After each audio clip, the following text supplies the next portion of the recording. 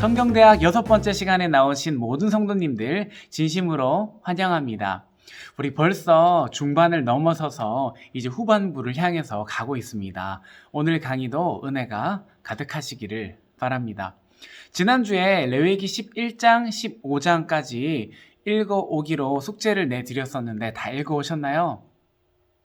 이번에 역대급으로 조금 어려우셨죠. 왜냐하면 레위기 중에서도 이제 중반부로 들어가면 점점 더 복잡한 규례들과 규칙들이 나오고 있기 때문에 사실상 책을 이제 넘기면서 읽기가 쉽지는 않습니다. 어떠셨나요? 부정하다, 정하다 이런 이야기 나오고 뭐는 먹을 수 있고 뭐는 먹지 말고 병이 걸리면 어떻게 하고 뭐 그런 규정들이 많이 나오고 있습니다.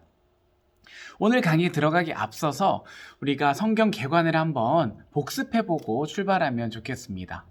여러분 안 잊어버리셨죠? 벌써 잊어버리시면 안 됩니다. 한번 레위기는 가장 큰 주제가 뭐였죠? 거룩하라 였습니다. 거룩하라. 레위기 11장 45절 말씀을 함께 외우기로 했었죠. 그리고 레위기 27장 중에서 우리가 중간에 딱 나누기로 했습니다. 무엇을 기준으로 나눴을까요? 17장 피실치. 드디어 이제 조금 있으면 17장을 다룰 텐데 17장을 기준으로 나누었습니다. 그래서 1장에서 10장까지 내용은 우리가 이제 했으니까 기억 한번 해볼까요?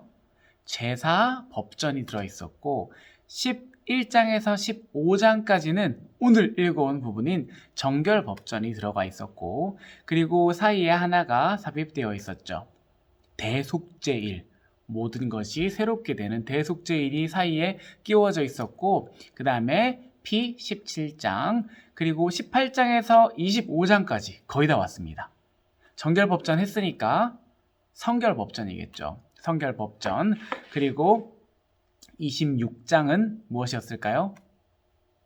화와 복에 대해서 나와 있고 그 다음에 마지막 27장은 11조와 서원에 대해서 기록되어 있습니다. 여러분들 계속 반복하니까 이제 레위기가 눈에 조금 들어오시죠. 전체적으로 하나님께서 우리를 거룩하다 하시는구나. 거룩한 하나님의 백성들은 어떤 규칙을 지키며 율법을 지키며 살아가야 하는구나를 조금씩 우리가 알아가고 있는 것 같습니다. 오늘은 11장, 15장, 11장에서 15장까지 정결법전 내용을 이제 한번 이야기해 보려고 하는데요. 먼저 구분하셔야 될 것이 정결법전과 비슷한 이름 성결법전 이 두 가지를 구분을 하셔야 됩니다. 우리가 쉽게 하기 위해서 정결법전, 오늘 다룰 내용인 정결법전은 나 사랑이라고 생각하시면 됩니다. 이기적으로 나만 사랑하라는 것이 아니라 나의 몸을 정결하게 잘 관리해야 한다 하는 그런 율법이 담겨져 있는 책입니다. 자, 그렇다면 성결법전 18장에서 25장까지는 나가 아닌 누굴까요? 다른 사람, 이웃에 대한 사랑을 이야기합니다. 이웃과 나와의 관계에 대해서도 이야기하고 그 사이에서 일어날 수 있는 여러 가지 율법들에 대해서 설명하고 있습니다. 자, 오늘 11장에서 15장까지는 나 사랑이라고 했죠. 나 스스로 어떤 질병이나 부정한 것들을 닿았을 때 어떻게 되는지, 그러면 어떻게 정결할 수 있는지, 그리고 정결이 왜 중요한지 이런 이야기들을 한번 해보려고 합니다. 먼저 11장에서 15장의 큰 제목을 한번 살펴보겠습니다. 11장은 여러분 손으로 펜으로 적으시면 좋겠습니다. 성경책에다가 11장은 정결 부정입니다. 어떤 것이 정결한지 부정한지. 그리고 12장은 산후 정결에 대해서 이야기하고 있습니다. 산후, 출산을 한 뒤에 정결. 그리고 13장, 14장은 너무 좋습니다. 묶어서 외울 수 있습니다. 나병에 관한 내용이 나오는데 13장은 나병 진단, 14장은 나병 정결에 대해서 이야기하고 있습니다. 그리고 15장은 유출병에 대해서 이야기를 하고 있습니다. 이렇게 보고 나니까 레위기가 정말 복잡한 것 같지만 실제로 장의 제목을 한번 붙여보니까 뭐 그렇게까지 또 복잡한 건 아니네 하는 생각이 조금씩 드실 겁니다. 물론 한 장 한 장 파고 들어가서 번제, 소제, 무슨 제사를 드릴 때 어떻게 얼마나 바쳐야 되는지, 그리고 며칠 뒤에 뭐 며칠간의 휴식기를 가지고 이런 복잡한 규례들이 있는데 그런 것을 하나하나 지금 따지지는 않을 것이고요. 우리가 각 장에서 우리가 배울 수 있고 또 하나님의 은혜를 누릴 수 있는 것, 그리고 적용할 수 있는 것 위주로 한번 찾아서 함께 말씀을 공부해 볼 예정입니다. 먼저 11장을 한번 보겠습니다. 11장 제목은 정결 부정이죠. 1절에서 23절까지는 먹어도 되는 것과 먹지 못하는 것에 대해서 나오고 있습니다. 우리가 맨날 많이 들어봤죠. 돼지는 먹으면 안 되지 않습니까? 또 독수리는 먹으면 안 되지 않습니까? 그런 것들이 나오고 24절에서 40절까지는 주검 부정과 회복, 그러니까 시체에 대해서, 시체를 만졌을 때 부정해지고 어떻게 회복할 수 있는지에 대해서 나오고 있습니다. 그리고 41절에서 47절까지는 이거는 여러분 아셔야죠. 11장 41절에서 47절 사이에 암송 구절이 들어있었잖아요. 거룩하라 하는 내용이 나오고 있습니다. 오늘 이 11장을 읽게 되면 한 가지 의문이 드실 겁니다. 왜 어떤 것은 부정하고 어떤 것은 정결할까 하는 궁금증이 생깁니다. 레위기 11장에는 정결한 것과 부정한 것을 확실하게 나누고 부정한 것은 건드리지도 말아야 하고 만약에 건드렸다면 그것에 대한 제사를 지내고 정결하는 예식을 치러야 했습니다. 의문이 드는 게 당연하지 않겠습니까? 무슨 기준으로 하나님께서는 부정과 정결을 나누셨을까? 예를 들면 돼지와 나귀, 독수리는 부정하다고 하셨는데 어떤 기준일까? 이런 생각이 드셨다면 여러분 아주 총명하신 겁니다. 신학자들도 엄청 훌륭하고 유명한 신학자들도 오래전부터 이것이 참 궁금했던 모양입니다. 열심히 연구를 막 했습니다. 그래서 결과를 내놓았는데 어떤 사람들은 이렇게 말합니다. 그 부정과 정결을 나눈 이유는 당시 위생을 잘 관리하기 위해서였다 하는 학자들도 있고, 또 어떤 사람들은 돼지는 탐욕이 강해서 사악한 상징을 가진다. 그러니까 그런 상징을 가지는 부정한 동물은 만지거나 먹으면 안 된다. 그리고 이방신에게 바쳐지는 제물이었다. 이렇게 주장하는 사람들도 있었습니다. 너무 많습니다. 이거 외에도. 그래서 제가 열심히 찾아봤는데 어떤 특별한 한 가지 이유라고 말하기 어려울 만큼 부정과 정하다는 것은 나누기 굉장히 어렵습니다. 근데 여러분들 이렇게 생각되시잖아요. 그럼 전도사님 그러면은 11장이 그러면 우리한테는 필요가 없는 겁니까? 레위기 당시에는 11장이라는 말씀을 하나님께서 주셨는데 김이 조금 빠지시나요? 그런데 오늘 모든 신학자들이 동의하는 레위기 11장 부정한 짐승과 정결한 짐승을 말씀하신 이유가 있습니다. 정말 놀라운 사실은 여러분들이 이미 답을 알고 계신다는 사실입니다. 자, 함께 레위기의 주제가 무엇이었는지 한번 떠올려 볼까요? 거룩하라였죠. 거룩하라. 제 생각에 거룩하라가 아니라 하나님 말씀에서 거룩하라 하셨습니다. 레위기 11장 45절 말씀 우리 함께 다시 한번 외워보도록 하겠습니다. 시작. 나는 너희의 하나님이 되려고 너희를 애굽 땅에서 인도하여 낸 여호와라. 내가 거룩하니 너희도 거룩할지어다. 아멘. 하나님께서 정결 부정한 것을 나누신 이유는요, 동물 자체가 어떤 더러움이나 해로움이 있다는 의미는 아닙니다. 하나님께서 그저 정결한 것과 부정한 것을 구별해 두셨습니다. 그리고 중요한 것은 구별된 하나님의 백성들이 하나님의 명령을 잘 따라서 정결한 것을 가까이 해야 했습니다. 왜냐하면 하나님께서 그렇게 하라고 명령하셨기 때문입니다. 이것이 거룩해지는 과정입니다. 부정한 것을 먹거나 몸에 닿게 되면 하나님의 거룩에 동참할 수 없기 때문입니다. 이쯤 되면 두 번째 질문이 머릿속에 딱 들어오기 시작합니다. 레위기에서는 그러면 돼지가 부정하다고 했는데 어쨌든 그러니까 우리도 지켜서 삼겹살 같은 거 먹으면 안 되겠죠? 하는 분이 계실 수 있습니다. 신약 성경에 가면 이 부분에 대해서 확실하게 말씀해주고 계신데요. 사도행전 10장에는 베드로에게 하나님께서 환상을 보여주십니다. 부정한 동물이 하늘에서 이렇게 내려오는데 그것을 먹으라고 명령하시거든요. 베드로가 먹겠습니까? 안 먹겠습니까? 하나님 무슨 말씀하십니까? 이 부정한 걸 레위기 몇 장입니까? 11장에서 먹지 말라고 말씀하셨는데 이거 먹으면 안 됩니다. 하나님의 율법이지 않습니까? 그런데 하나님께서 다시 한번 말씀하십니다. 오늘 사도행전 10장 15절 말씀입니다. 함께 읽겠습니다. 시작. 또 두 번째 소리가 있으되 하나님께서 깨끗하게 하신 것을 내가 속되다 하지 말라 하더라. 아멘. 하나님께서 이 가증하고 부정한 것들을 깨끗하다 해주셨습니다. 구약시대 이방인들을 부정하다 하셨지만 이제는 예수 그리스도로 말미암아서 예수님의 이름을 믿는 모든 자들은 정결하게 되었습니다. 여기가 바로 오늘의 잠깨 포인트입니다. 무엇이든지 오케이, 그런데 이라고 제가 정해봤습니다. 삼겹살을 먹어도 된다는 거죠. 돼지뿐만 아니라 하나님께서 허락하신 다양한 음식을 우리는 자유롭게 취할 수 있게 되었습니다. 물론 음식을 먹을 때 때와 장소에 맞게 잘 구분하는 지혜는 있어야 됩니다. 바울이 이렇게 권면했죠.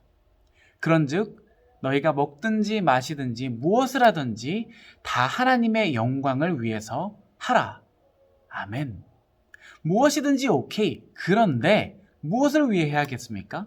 먹을 때나 마실 때나 무엇을 할 때든지 하나님의 영광을 위해서 우리가 하고 있는 날을 돌아봐야 한다는 것입니다.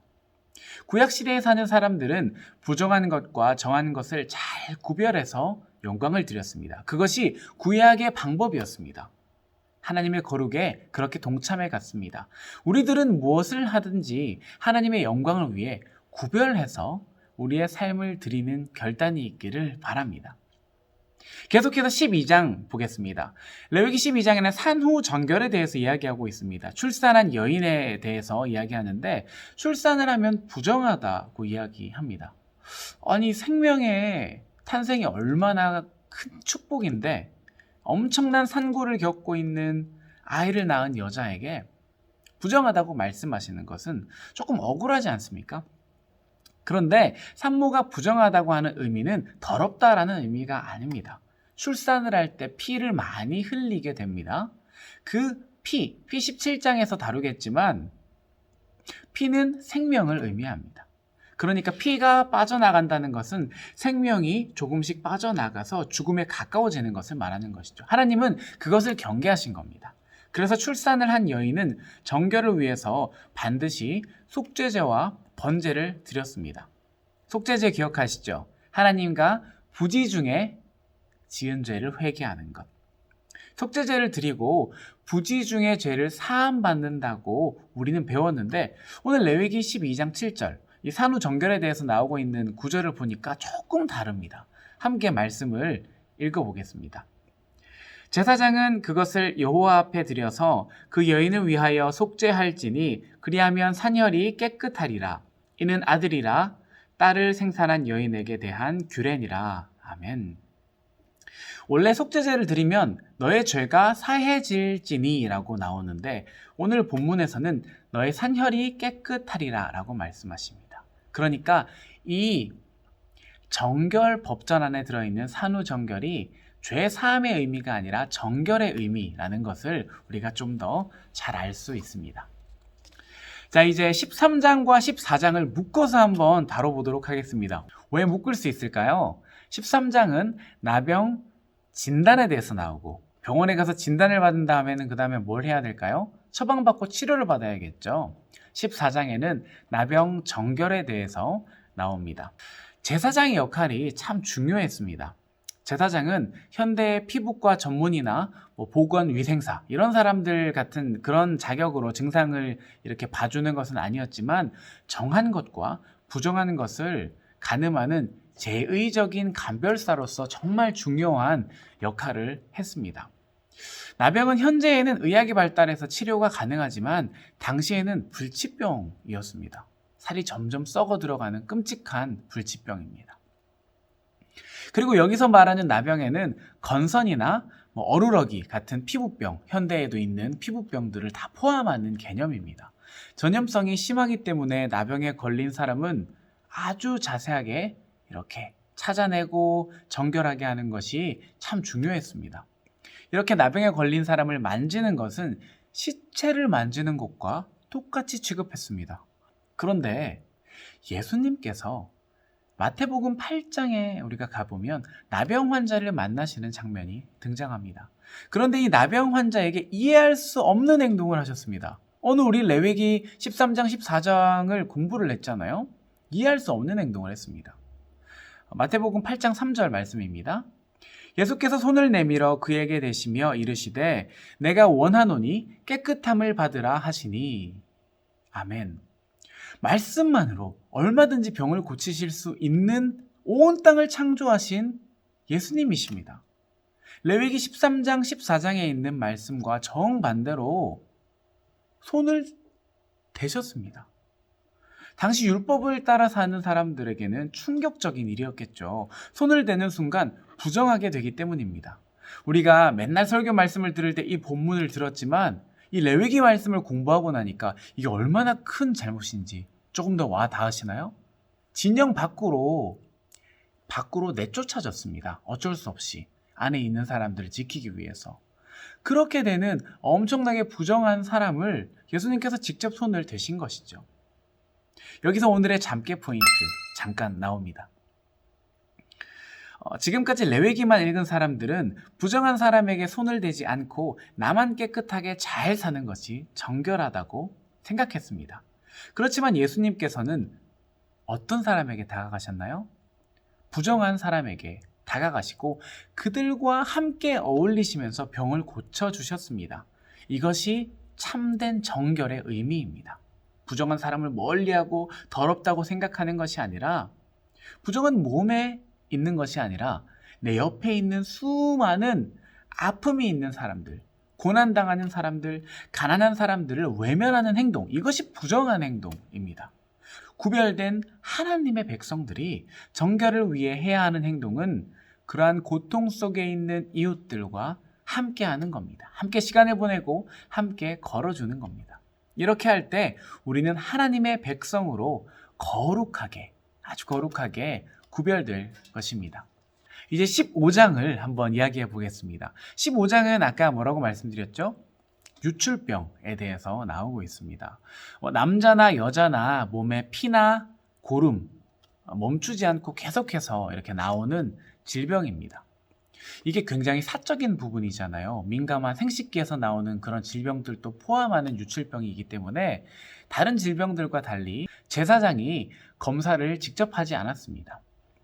2절에서 15절까지는 남자의 유출병에 대해서 나오고 있고 25절에서 30절까지는 여자의 유출병에 대해서 크게 이렇게 나오고 있습니다. 유출병에 대해서는 남녀가 거의 비슷한데요.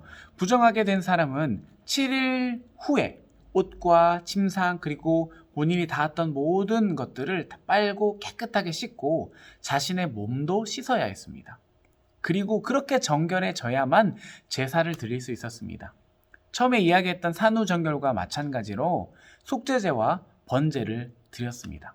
이 유출병의 대표적인 사례, 여러분들께서 많이 신약성경 말씀을 들으며 접해보셨을 겁니다.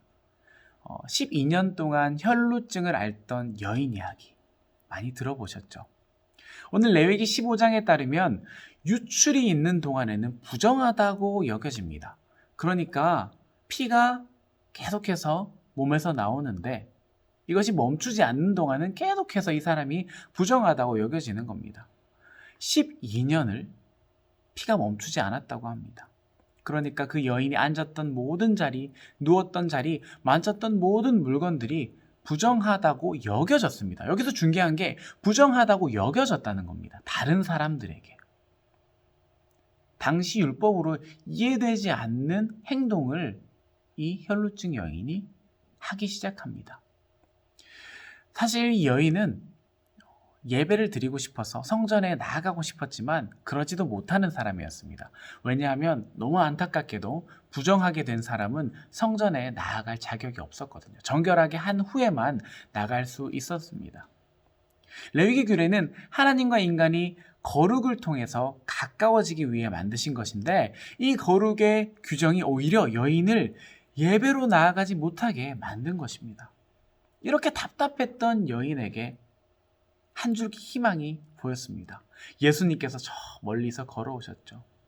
여인은 그냥 그 옷자락을 붙잡아 버립니다. 엄청 충격적인 장면이죠. 왜 그렇겠습니까? 옆에 둘러싼 제자들과 유대인들 모두가 알고 있는 유출병의 문제. 유출병이 있는 여인은 정하다, 부정하다, 부정합니다. 모두가 알고 있었습니다. 우리도 알고 있죠. 레위기 15장에서 공부를 했으니까요. 근데 이 부정한 여인이 예수님의 옷자락을 만지면 율법적으로 어떻게 됩니까? 예수님이 부정해지는 겁니다. 이 말이 되는 상황입니까? 사람들이 난리가 났습니다. 그런데 예수님께서는 예수님의 능력이 몸에서 빠져나가시는 것을 딱 느끼시고 이렇게 말씀하셨답니다. 마가복음 5장 34절 말씀입니다. 함께 읽겠습니다. 딸아, 내 믿음이 너를 구원하였으니 평안히 가라. 내 병에서 놓여 건강할지어다. 아멘. 예수님께서는 철저히 율법보다 우리의 믿음이 중요하다고 말씀하셨습니다.